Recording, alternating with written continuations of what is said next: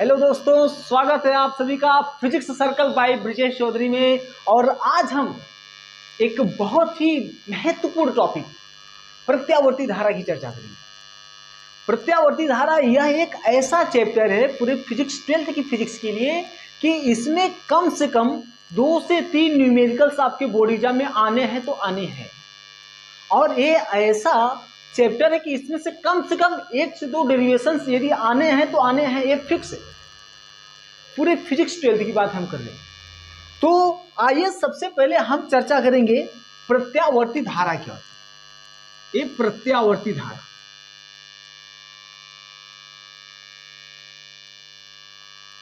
इससे पहले एक बात और, ये वाला जो चैप्टर है, ये वाला चैप्टर को अच्छे से जानने के लिए आपको इसके पहले का जो चैप्टर है विद्युत चुंबकीय प्रेरण, उसको एकदम कम से कम 1-2 क्लास तो एकदम लास्ट की जो 1-2 क्लास तो एकदम अच्छे से आनी चाहिए, जिसमें आपको ये लास्ट वाली क्लास जो आपका प्रत्यावर्ती जनित्र है, प्रत्यावर्ती जनरेटर अल्टरनेटिंग जो आपका जनरेटर है, उसमें आपको एकदम अच्छे से आप पढ़ के आए होंगे कि प्रत्यावर्ती धारा कैसे उत्पन्न होती है। हाफ साइकिल में धारा का मान दूसरा, फिर अगले हाफ साइकिल में धारा का मान दूसरा। मतलब ये मोटी बात यह है कि जिसका समय के साथ साथ मान बदलता रहता है एवं जिसकी दिशा बदलती रहती है, उस धारा को प्रत्यावर्ती धारा। धारा आपकी 2 प्रकार की होती है। जो धारा है ये आपकी एक दिष्ट धारा, दूसरी आपकी है प्रत्यावर्ती धारा। आप पूरे तीसरे चैप्टर में, जो आपने तीसरा चैप्टर पढ़ा है, उस तीसरे चैप्टर में आपने जिस धारा का जिक्र किया, जिस धारा के बारे में पढ़ा, विद्युत धारा के बारे में, वो आपकी थी डायरेक्ट। चलिए, तो इसको प्रारंभ करने से पहले हमारे जो शब्द है कि सोचने से कहाँ मिलता है तमन्नाओं का शहर, सोचने से कहाँ मिलता है तमन्नाओं का शहर, हालात को गुलाम बनाना पड़ता है मंजिल को पाने के लिए।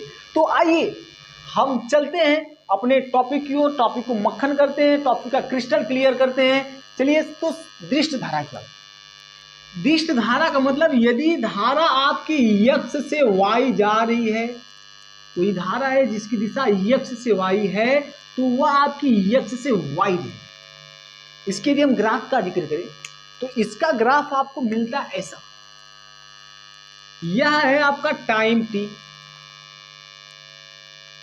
ठीक है, और यह है आपकी धारा I।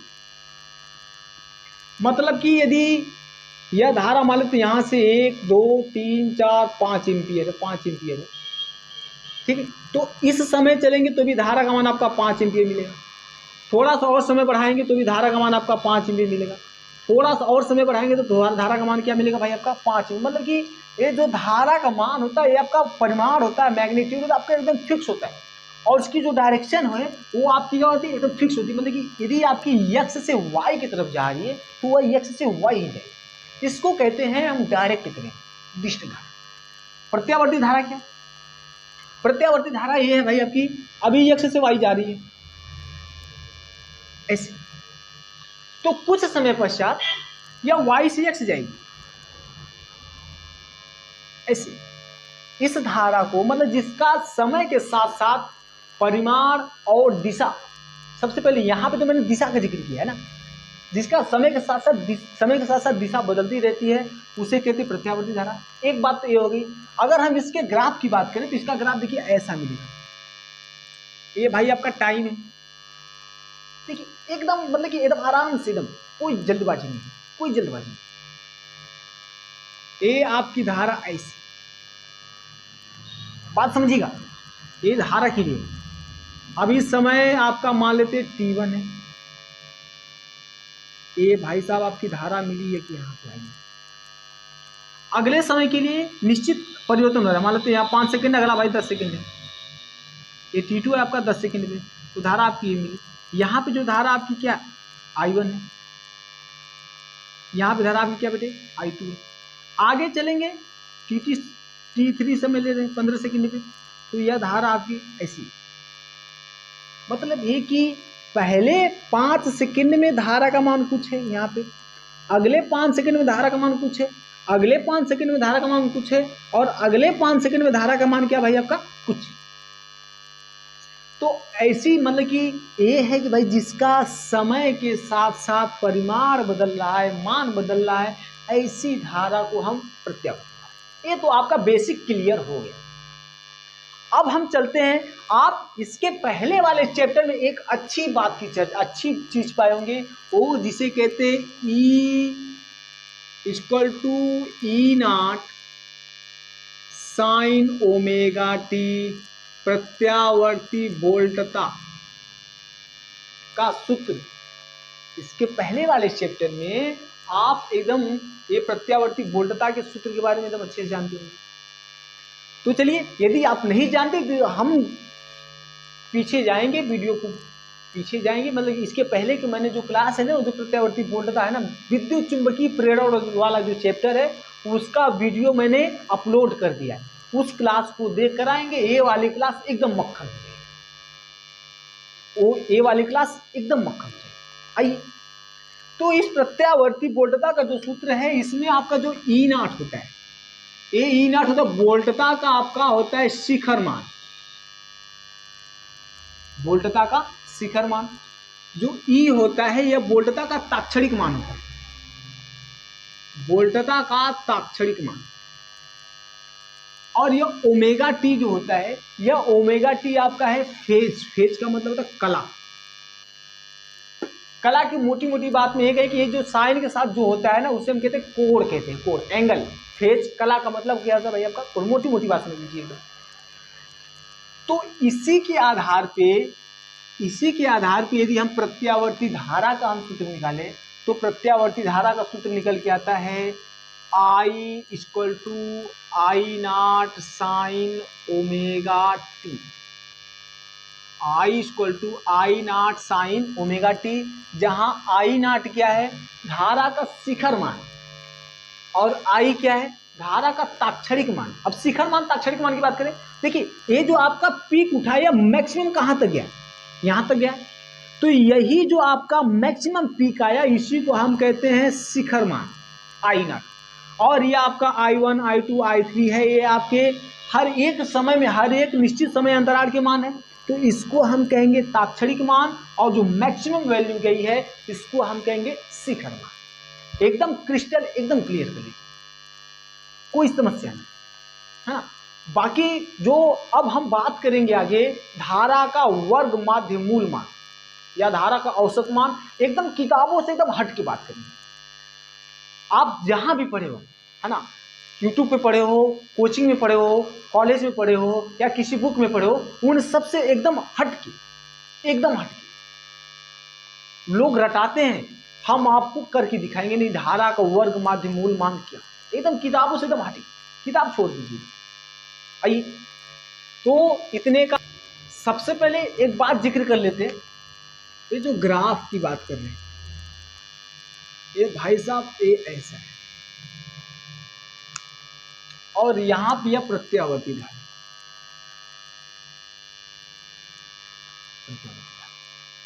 और प्रत्यावर्ती धारा, प्रत्यावर्ती वोल्टता दोनों आपका सेम सेम होता है।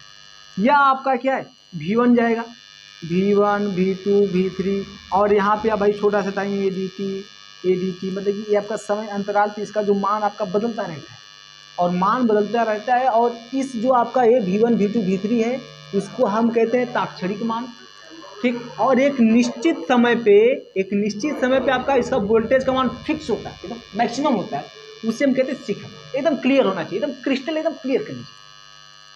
आइए देखिए, जब आपको मैंने बताया कि यह जो प्रत्यावर्ती धारा है, यह निश्चित समय अंतराल पे धारा का मान बदलती रहती है। प्रत्यावर्ती जो धारा है, एक निश्चित समय अंतराल पे धारा का मान बदलती रहती है। तो जब धारा का मान बदलता रहेगा, तो किया गया कार्य भी आपके अलग अलग होंगे। बात को समझिएगा, जब धारा का मान समयांतराल पे, निश्चित समयांतराल पे धारा का मान बदलता रहेगा, तो किए गए कार्य आपके अलग अलग होंगे। मान लेते हैं कि ये आपकी धारा, ये आपका टाइम है, एक टोटल जो आपका समय है वो आपका क्या, टोटल T है, ठीक। और मैंने क्या कर दिया, यहाँ पे आपका ये छोटा सा टाइम मैंने ले लिया भाई dt, इस dt टाइम पे जो धारा का मान है क्या भाई आपका I1 है। ठीक, आगे मैंने समय ले लिया आपका निश्चित समय अंतराल है, फिर मैंने dt ले लिया, यहाँ पे जो धारा का मान है क्या भाई आपका I2, फिर आगे मैंने निश्चित समय अंतराल ले लिया, यह आपका निश्चित समय अंतराल dt, और यहाँ पे जो धारा का मान है यह क्या भाई आपका I3। क्लियर है, एकदम क्लियर है। आगे मैंने ले लिया dt, यहाँ पे धारा का मान आपका क्या भाई I4। ठीक, ऐसे करते करते करते करते मैंने इस जो टाइम t है, मान लेते हैं कैपिटल टाइम, मतलब कि यहाँ पे यहाँ से यहाँ तक जो कार्य करने में आपका t समय लगा है, और उस t समय मैंने dt करते हुए मैंने n टुकड़े कर दिए। मतलब ए मोटी मोटी बात समझिए कि n dt, मैंने जो t है इस t के मैंने n टुकड़े कर दिए, और dt करते हुए, और इस जो धारा है, धारा का मान आपका I1 I2 I3 I4 I5 I6 I7 I8 मतलब IN तक आपको मिल जाए। तो ये बताओ कि ये पहला जो समय इसमें जो धारा का मान I1 है, दूसरे में आपका I2 है, तीसरे में आपका I2 है, तो पहली बार जब धारा का मान I1 है तब आपका कार्य अलग होगा, जब धारा का मान आपका I2 है तब किया गया कार्य आपका अलग होगा, जब धारा का मान I3 है तो किया गया कार्य अलग होगा, जब धारा का मान I4 तब आपका किया गया कार्य अलग होगा। क्लियर है? तो हम चलते हैं जो चैप्टर नंबर 3 में आप ए पढ़े हो, अच्छे से पढ़े हो, अच्छे से मैंने पढ़ाया है, उसमें जाकर वीडियो देख लीजिएगा। जो किया गया कार्य W इक्वल टू होता है I square RT, capital I square RT किया। इसके अकॉर्डिंग चलते हैं। तो जब पहला टाइम dt है तो उस टाइम dt में धारा आपकी I1 मान लेते हैं कि यह आपका जो प्रतिरोध R प्रतिरोध वाले चालक तार द्वारा किया गया कार्य आपका क्या भाई W1 मान लेते हैं। R प्रतिरोध चालक तार वाले द्वारा किया गया कार्य W1 इक्वल टू क्या हो जाएगा I1 है स्क्वायर R, टाइम कितना लगाए dt लगाए। क्लियर है? इसी प्रकार ये I2 किया गया कार्य आपका W2 होगा, W2 इक्वल टू हो जाएगा आपका I स्क्वायर R dt। इसी प्रकार I3 के लिए W3 इक्वल टू I3 का स्क्वायर R dt। ठीक है, और ऐसे करते करते करते करते करते करते आपके कितने भाग कर दिया गया भाई, आपके n भाग कर दिया गया। तो जब n भाग कर दिया गया तो आपका Wn इक्वल टू हो जाएगा I n का स्क्वायर R dt। क्लियर, एकदम क्लियर हो जाना चाहिए। हम क्या कर देते हैं, हम इन सबको देते हैं जोड़, इन सबको जोड़ देंगे। जब इन सबको जोड़ देंगे तो ये आपके जो किए गए कार्य I1 I2 I3 I4 I5 I6 जितने हैं, तो जब सबको जोड़ेंगे तो यह आपका कुल कार्य आ जाएगा। कुल कार्य आ जाएगा। कुल कार्य बराबर क्या हो जाएगा भाई, इसको भी जोड़ देते हैं, यह हो जाएगा भाई आपका I1 का square R dt plus I2 का square R dt plus dot dot कर देते हैं, सबको जोड़ देना है, प्लस IN का स्क्वायर R dt। ये बात क्लियर हो गई? ओके। अच्छा एक बात बताइए,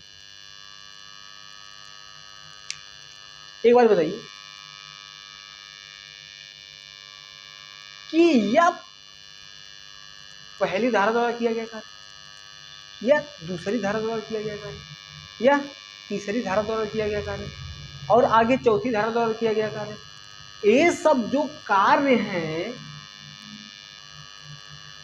ये सब जो कार्य हैं किसी एक ही धारा के द्वारा किए जा रहे हैं, और वह आपका औसत धारा होगी। मतलब ये मोटी मोटी बात समझिए, यह जो आपका कुल कार्य आपका W, कुल कार्य W है, तो यह कुल कार्य भाई ये जो कुल कार्य किया जा रहा है, पहली धारा है, दूसरी धारा है, फिर तीसरी धारा है, फिर चौथी धारा है, फिर पांचवी धारा है। ऐसे आपकी बहुत सारी धाराएं, और उन धाराओं का औसत क्या होगा? उन धाराओं के यदि हम औसत निकाल लें तो वह किया गया कार्य उस औसत धारा के बराबर होगा। मतलब ये कि यह जो आपका किया गया कार्य है इन सब धाराओं के औसत कार्य के बराबर है। बात को समझिएगा, ये जो किया गया कार्य है वो जो धाराएं कार्य करी I1, I2, I3, I4, I5, I6 ऐसे जो भी कर रही हैं उन धाराओं के औसत कार्य के बराबर कार्य करिए, तब यह हो जाएगा कुल कार्य। भाई साहब है ना कुल कार्य, तब आपका हो जाएगा I एवरेज का स्क्वायर। ध्यान दीजिएगा, I एवरेज का स्क्वायर मतलब कि ये जो आपका किया गया कार्य ये आपके औसत धारा द्वारा जो किया गया कार्य उसके बराबर। I एवरेज का स्क्वायर और टोटल टाइम कितना लगा है, क्लियर है, इक्वल टू इसमें से हम आर डी टी कॉमन ले लेते हैं। आर डी टी ले लो कॉमन, बचेगा क्या? I1 का स्क्वायर, I2 का स्क्वायर, I3 का square, dot dot dot dot plus आपका I1। क्लियर है? एकदम एकदम क्लियर है। अब आगे चलते हैं। भाई साहब देखो, ये आर तो आर से कटेगा, एकदम आर आर से कटेगा। यह आपका हो जाएगा I एवरेज का square into T is equal to यह जो डी टी है, यह डी टी इक्वल टू क्या हो जाएगा? D T equal to T by N हो जाएगा। मैंने क्या कहा था, जो एन डी टी है यह जो आपके समय के छोटे छोटे छोटे छोटे टुकड़े किए गए एन टुकड़े किए गए हैं वह टोटल टाइम टी के इक्वल है। तो N D T equal to आपका टी वा, एकदम मतलब एकदम समझ लेना, एकदम फीलिंग सी आ जाएगी। तो डी टी इक्वल टू हो जाएगा टी बाई एन हो जाएगा, एकदम क्लियर हो जाएगा, मक्खन हो जाएगा। देखिए मेरा काम क्या है, मैं फिजिक्स पढ़ाता हूं, मैं फिजिक्स रटवाता नहीं हूं। पूरे जितने भी मैंने टॉपिक पढ़ाए, मैंने जितने भी व्यक्तिकरण हो, चाहे आपका तरंग प्रकाशिकी हो जो या आपका प्रकाश का विद्युत प्रभाव हो, आप प्लेलिस्ट में जाएंगे या हमारे जो वीडियोस में जाएंगे, भाई साहब एक एक वीडियो मैंने एकदम जैसे एकदम दिल में जैसे खोपड़ी में छेद करवा दिया है। मैं मेहनत करता हूँ, मुझे शौक है मेहनत करने का। मैं ये नहीं कहता हूं कि नहीं आप सब्सक्राइब करो, लाइक करो। मुझे उम्मीद है कि आप इसको पढ़ोगे तो ये आपको पक्का समझ। सिर्फ मैं इस उद्देश्य सिर्फ मैं इसी उद्देश्य से पढ़ाता हूं, चाहे वो मेरी कोचिंग क्लास में, चाहे आपका यूट्यूब चैनल। आइए, यह डी टी इक्वल टू क्या हो जाएगा? आते टॉपिक पे। डी टी इक्वल हो जाएगा टी बाई एन, यहाँ पे हो जाएगा भाई साहब टी बाई एन, और यह हो जाएगा I1 का स्क्वायर, I2 का स्क्वायर, I3 का square plus dot dot dot dot IN का स्क्वायर। यह टी टी से कटेगा, और जब टी टी से कटेगा तब आपको मिलेगा I एवरेज का स्क्वायर इक्वल टू मिल जाएगा भाई आपको I1 का स्क्वायर प्लस I2 का स्क्वायर प्लस I3 का square plus dot dot dot dot plus IN का स्क्वायर अपान क्या हो जाएगा भाई आपका n। अब ये बताइए, आप ही बताइए कि टोटल कितनी धाराएं टूटी हैं निश्चित समय अंतराल I1, I2, I3, I4, I5 ऐसे आपकी n धाराएं हैं, और इसके बटा क्या मिला n। मतलब ये क्या आ गया भाई, सभी धाराओं का औसत मान। क्या ये बात सही है क्या? एकदम क्लियर है, एकदम क्लियर, कोई टेंशन नहीं। अब क्या करते हैं, अब हमें निकालना क्या है, वर्ग माध्य मूल निकालना है। हम क्या करते हैं, ये वर्ग आ गया है, हम इसका जब यहां से स्क्वायर हटेगा तो ये आपका आ जाएगा स्क्वायर में। जब यहां से I एवरेज का जो स्क्वायर दे रखा है, ये जो स्क्वायर दे रखा है, जब यहां से स्क्वायर हटेगा जो सामने वाला है ए आ जाएगा आपका स्क्वायर रूट में, मतलब ए की I1 का स्क्वायर प्लस I2 का square plus dot dot dot dot करके IN का स्क्वायर बट्टे क्या भाई आपका n आ गया। यह आ गया भाई साहब औसत माध्य मान, औसत माध्य मूल मान। यह आ गया भाई आपका औसत माध्य मूल। बात को समझिए, देखिए इसमें जो आपका I1 है, इसमें जो आपका I1 है क्या भाई आपकी ताक्षणिक धारा है। यह क्या भाई आपकी ताक्षणिक धारा है। यह आपकी क्या है ताक्षणिक धारा है। यह आपकी क्या है ताक्षणिक धारा है। ये वर्ग माध्य मूल मान आ गया है ना, सॉरी वर्ग मूल मान आ गया है। अभी आपको निकालना क्या, वर्ग माध्य मूल मान निकालना। बात को समझिएगा, वर्ग माध्य मूल मान निकालना है। तो हम अभी आप लोगों से, मैंने प्रत्यावर्ती वोल्टता का सूत्र लिखा, उसके बाद फिर प्रत्यावर्ती धारा का सूत्र मैंने लिखा। आई इक्वल टू क्या होता है, i equal to i naught sine omega t, जहां आई क्या है, ये आपका ताक्षणिक मान होता है, और आई नॉट क्या होता है भाई आपका, आई नॉट या आई एम दिया होगा, यह आपका शिखर मान होता है साइन ओमेगा टी। तो हमें इन सब का क्या निकाल लेना भाई, माध्य निकाल लेना है ना। माध्य का मतलब क्या होता है, औसत। औसत का मतलब समझो, कितनी धाराएं, n धाराएं हैं, और उसके बाद देखो औसत का मतलब क्या था, बात को समझिएगा। जैसे 5 है ना, अगर उनका 5 का औसत निकालना है तो 5 की उम्र है, मान लेते एक की उम्र भाई 15 है, 20 है, 25 है, 30 है, 35 है। अगर इनका औसत निकालना तो भाई इन सब की एज को हम जोड़ देंगे, जोड़ने के बाद क्या कर देंगे 5 से भाग लगा देंगे। वैसे ये धाराएं आपकी I1 I2 I3 I4 I5 I6 हैं, मतलब n तक धाराएं हैं, उसमें मैंने n से डिवाइड कर दिया है, उसमें मैंने n से डिवाइड कर दिया है, n से डिवाइड कर दिया है। तो यह निकाल के आ गया भाई औसत,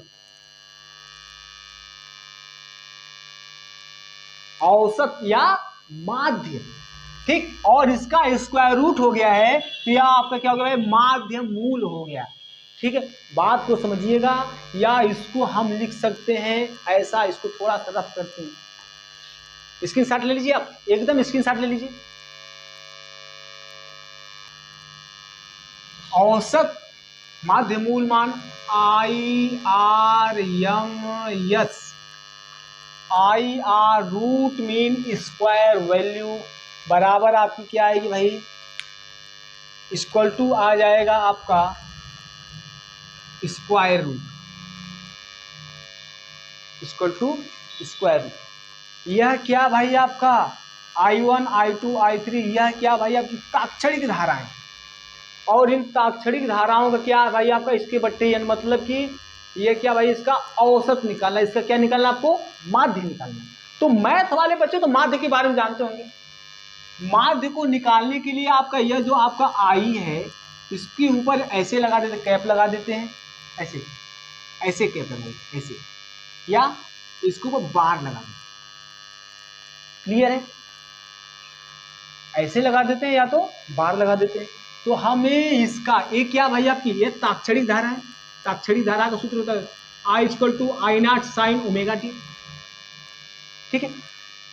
तो यह हो जाएगा आपका, इसको कर लेते हैं ऐसे, इसको बार लगा के इसका कर देते हैं स्क्वायर, या भाई क्या है ताक्षणिक धारा का हो गया स्क्वायर हो गया। अब मान रखते हैं I R M S value equal to square root, इसका मान कितना है, इसका मान है आपका आई नॉट। तो जब इसका स्क्वायर करेंगे तो इन सब का स्क्वायर होगा, और इन सब का स्क्वायर होने का मतलब कि इसका स्क्वायर होगा, और क्या होगा भाई आपका इसका स्क्वायर होगा। तो क्या कर लेते हैं हम सबसे पहले क्या लिखते हैं, आई नॉट का square into sine square omega T, crystal is clear. इसका भी लिखेंगे माध्य, और इसका भी क्या लिखेंगे बेटे हम माध्य। मतलब एक ही आपको ये नहीं समझा तो यहाँ पे ऐसे कर दो और ऐसे कर दो, क्लियर है? तो यह आपका IRMS आके आ जाएगा। यह देखो भाई आपका, यह आपका क्या है, फिक्स है। जो IM आपकी मैक्सिमम वैल्यू, ये आपका अचर है ना, अचर है, तो ये आपका हो जाएगा बाहर, ये आपका हो जाएगा बाहर। तो आपको मिलेगा ये स्क्वायर रूट में स्क्वायर है, तो ये मिल जाएगा भाई आपका I0 मिल जाएगा। ठीक है, उसके बाद जब हमारा बचेगा साइन स्क्वायर ओमेगा टी का क्या निकालना भाई, आपको औसत निकालना है। तो इसका जब औसत निकालें, इसका जब माध्य निकालेंगे, तो जो मैथ वाले बच्चे हैं, यह sign omega T, sign square omega T के जब औसत निकालते तो इसका मान मिलता है 1/2। मैथ वाले बच्चे हैं, साइन स्क्वायर ओमेगा टी, इसका मान कितना मिलता है, 1/2। तो यह आपका हो जाएगा IRMS इक्वल टू I0 गुणे स्क्वायर रूट 1/2, या आपका IRMS equal to I0 upon square root a. अगर बात समझ में आई हो तो सबसे पहले अभी लाइक कीजिए और अभी कमेंट छोड़िए कि नहीं मुझे मक्खन हो गया, एकदम क्रिस्टल क्लियर भाई साहब। ये आपका क्या है, ये आपका क्या औसत है, माध्य है। तो माध्य मान अब आपको निकालना है, और किसका माध्य है भाई आपका, यह I1 I2 I3 I4, ये आपकी ताक्षणिक धाराएं हैं। ताक्षणिक धाराओं की क्या है भाई, आपके औसत मान है। और ताक्षणिक धाराओं का औसत मान जब निकालेंगे भाई साहब, तो हम यहाँ पे क्या लगा देंगे, ऐसे लगा देते हैं। या तो जब आपका माध्य निकालना होता है, तो अगर हमें I का निकालना माध्य तो ऐसे लिख देते हैं, या तो आप ऐसे लिख देते, वही यहाँ पे किया गया, ये ऐसे लगा दिया गया भाई यहाँ पे। ठीक, तो इसका माध्य, यह आपका अचर है, यह आपका बाहर निकल जाएगा, कड़ी से बाहर, ये स्क्वायर है, जब कड़ी से बाहर निकलेगा तो आपका 1 हो जाएगा, मतलब कि इसके ऊपर से स्क्वायर हट जाएगा। और ये आपका क्या है, रूट है, root sine square omega t, और root sine square omega t है ना, साइन स्क्वायर ओमेगा टी का जब हम माध्य निकालेंगे तो आपका आएगा 1/2, फिक्स है। नोट कर ले, बायो वाले एकदम नोट कर ले, एकदम क्रिस्टल क्लियर कर लीजिए, तभी आपका ऐसा आ जाएगा। और इस वाले का मान आपका 1/2 होता है, यहाँ से निकालेंगे तो ये आपका ऐसा। ओके,